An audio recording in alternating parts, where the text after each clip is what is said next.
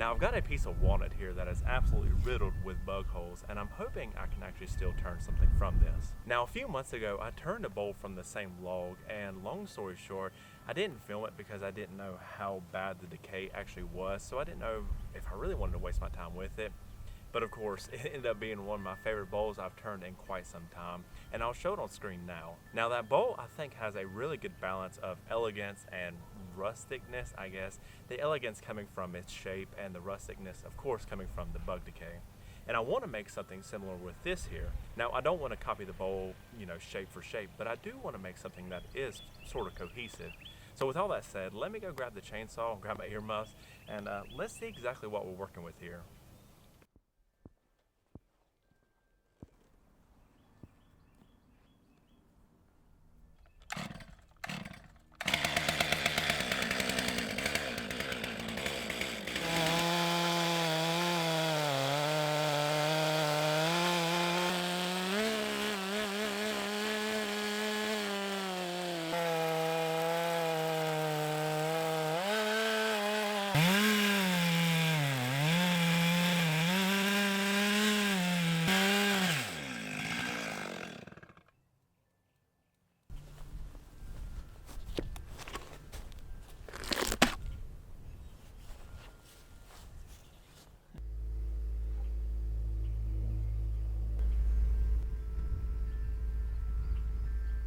Well, this walnut is absolutely beautiful. There is a ton of color and figure running throughout the piece here, which is very exciting. And also, I don't want to jinx it, but I don't think the decay is as bad as I expected. However, I won't know until I actually round this thing out to see how deep it runs within the wood, but so far it's looking pretty good. And of course there are still some ants residing in it, so we'll see how bad that is.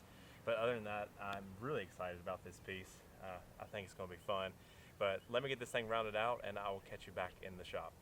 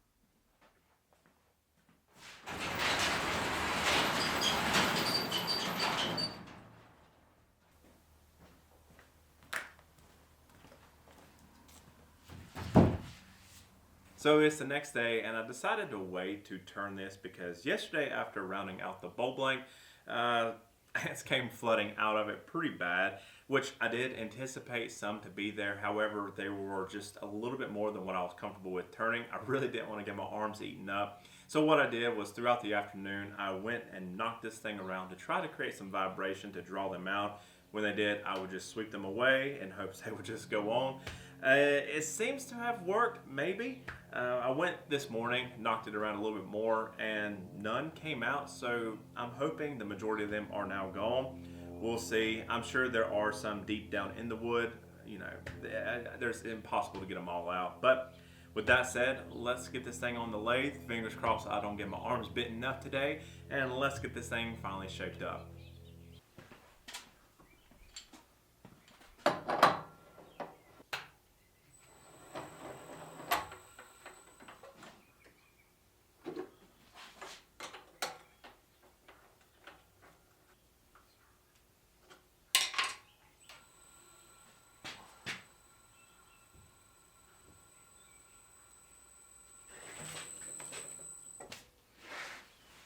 Well, it looks like I cut it a tad too big, so let me take off that corner.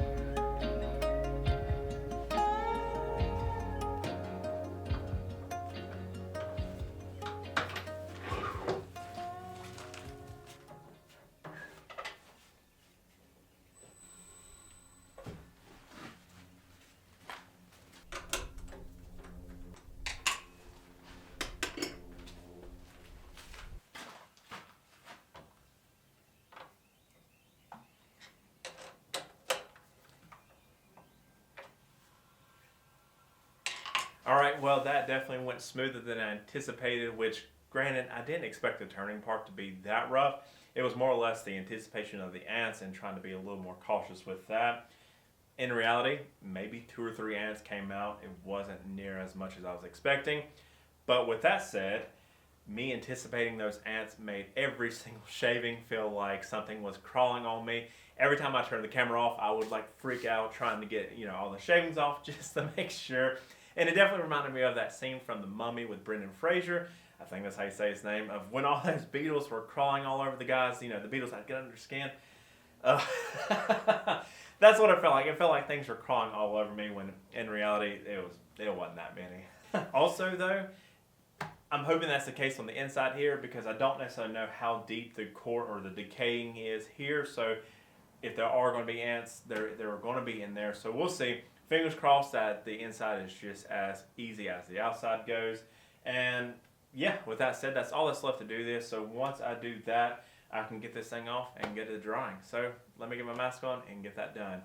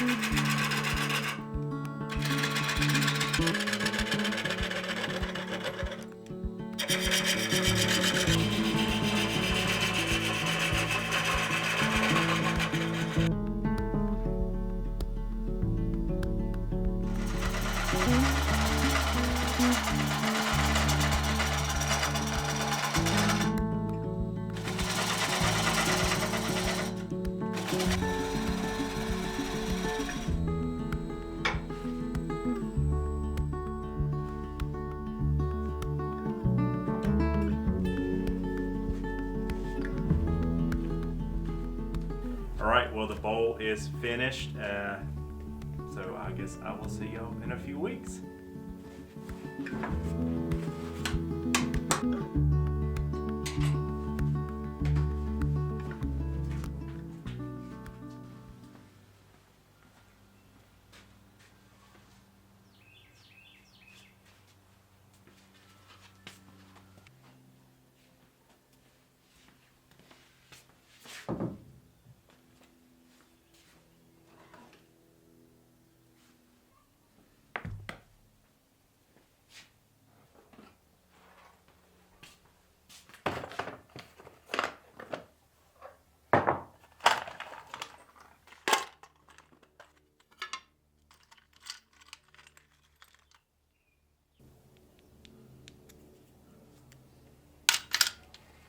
Well, it's been about 4 to 5 weeks now. The bowl is dry. It's ready to be finished, and it turned out nicely. No cracks, nothing crazy. Not even really that bad of warping. But yeah, before I do that though, there is some dirt and gunk and stuff in the bug holes within the wood here, and I don't want that in the final product. So what I'm going to do is take my rotor tool. I'm using just a little sphere carving bit that came with the kit, nothing crazy. And I'm just going to go through, clean those out, get it out the best as I can. Once I do that, I can put it on the lathe, get it sanded, and then we can finally oil it up. So yeah, I'm going to take care of that, and then we can finally finish this thing.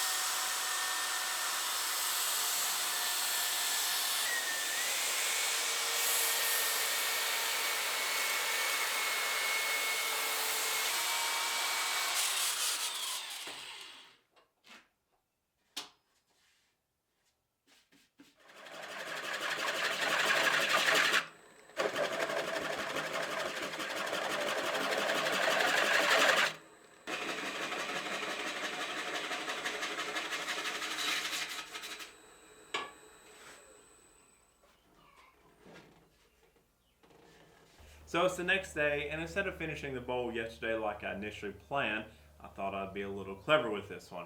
So typically I will try to use tung oil, Danish oil, linseed oil, something like that. But I figure let's use walnut oil. Or should I say walnut, use walnut oil. Oh, what am I doing with my life? No, but seriously, I thought it'd be fun, be, clever, whatever, ironic, to use walnut oil to finish a walnut bowl. So I went to the grocery store, picked some up, and also if you're wanting to use walnut oil and you want something a little bit more professional than grocery store walnut oil, I know Mike Mahoney sells some, and I've used it in the past. It's really good stuff, and I think he's actually like the only one I know that sells walnut oil. But anyways, I'm in a pinch. This is like 2 days before I'm posting this video, so I just ran to the grocery store, picked some up. It'll do the job just fine. So anyways, let me get that ready. Let me think of some more clever puns and jokes for you guys, and let's get this bowl finally finished. Oh, shoot.